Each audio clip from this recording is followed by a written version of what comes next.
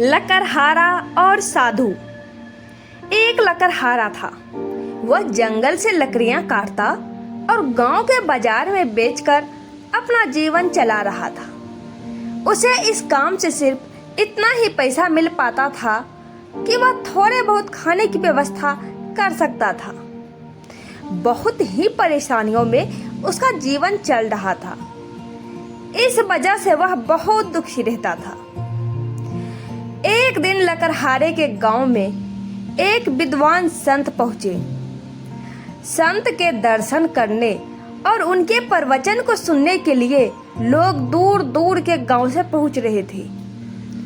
तब गरीब लकड़हारा भी संत से मिलने पहुंच गया और मौका मिलते ही लकड़हारा ने संत को अपनी परेशानियां बता दी। उसने संत से कहा कि आप भगवान से पूछिए कि मेरे जीवन में इतनी परेशानियां क्यों है। तब संत ने उससे कहा, ठीक है, मैं भगवान से प्रार्थना करूंगा। कुछ दिन के बाद लकड़हारा संत के पास फिर से पहुंचा।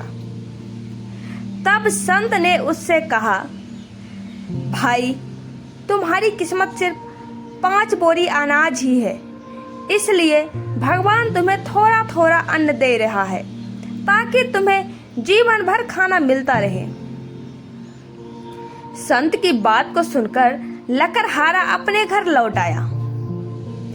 कुछ दिन बाद वह फिर से संत के पास पहुंचा और बोला, गुरुजी, आप भगवान से कहो कि मुझे मेरी किस्मत का सारा अनाज एक साथ ही दे दे। कम से कम एक दिन मैं भरपेट भोजन करना चाहता हूँ। तब संत ने कहा, ठीक है, मैं तुम्हारे लिए प्रार्थना जरूर करूँगा। अगले दिन गरीब लकड़हारे के घर 5 बोरी अनाज पहुँच गई।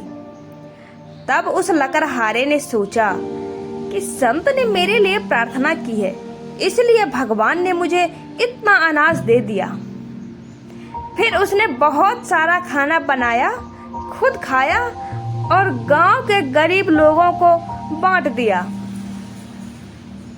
सभी ने उस लकड़हारे को काफी दुआएं दी। अगले दिन उसके घर फिर से 5 बोरी अनाज आ गया। उसने फिर ऐसा ही किया, खुद खाया और दूसरों को खाना खिला दिया। काफी दिनों तक ऐसा ही चलता रहा। फिर एक दिन वह संत के पास पहुंचा और उन्होंने उनसे पूरी बातें बता दी। तब संत ने उस लकड़हारे से कहा, भाई, तुमने अपनी किस्मत का भी अनाज दूसरों को खिला दिया, तो तुम्हारे इस नेक काम से भगवान बहुत प्रसन्न है। इसलिए वो तुम्हें अन्य जरूरतमंद लोगों की किस्मत का अनाज भी दे रहे हैं ताकि तुम उन्हें भरपेट भोजन करा सको। संत की बात लकड़हारे को समझ आ गई। इसके बाद भी उसने दूसरों को खाना खिलाने का सिलसिला यूं ही जारी रखा।